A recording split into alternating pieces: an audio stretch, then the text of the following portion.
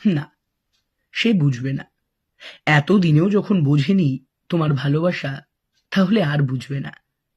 এটাকে একতরফা ভালোবাসাই রেখে দাও, দুতরফা করতে যেও না, কারণ তাতে অপমানটাই বেশি পাবে। না না না, আর বোঝাতে যেও না। সবকিছুর একটা টাইম থাকে, টাইম পেরিয়ে গেছে। যদি সে তোমার হয়, তাহলে তোমার কাছেই ফিরে আসবে, আর যদি না হয়, তাহলে তো আসবেই না। তাই এই একতরফা ভালোবাসাটাকে বাঁচিয়ে রাখার জন্য, বা এই একতরফা ভালোবাসার জোরটা তাকে বোঝানোর জন্য তুমি তাকে একটা কবিতা শোনাতে পারো, যেটা হচ্ছে: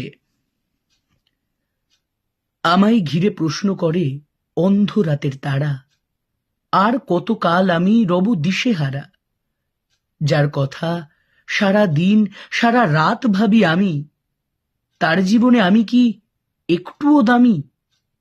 জানি তার জীবনে আমার নেই কোনো মূল্য, তবু আমার কাছে কেউ নয় তার সমতুল্য।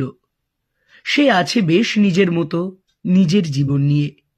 আমি শুধু হারিয়ে গেছি তার কথা ভাবতে গিয়ে। তার কথা পড়লে মনে চোখে আসে জল, তাই শুধাই আমি বিধাতারে, এ তোর কেমন ছল? যাকে কোনোদিনই পাবো না আমি আমার এ জীবনে, তবু তার কথাই কেন বারবার আসে মোর মনে। আমার প্রশ্ন শুনে হাসে বিধাতা, হাসে সেই তারা। অবশেষে হাসতে হাসতে উত্তর দেয় তারা, বলে তারা, ওরে শোন, সবই আমরা জানি, কিন্তু এই বিশ্বে নেই কিছু ভালোবাসার চেয়ে দামি। তাই এই কথাটা মাথায় রাখো, যে বিশ্বে ভালোবাসার চেয়ে দামি কিছু নেই। তাই তোমার ভালোবাসাটা কোনো ভুল নয়। হতেই পারে তুমি তাকে একতরফা ভালোবাসো, তাতে কি এসে যায়?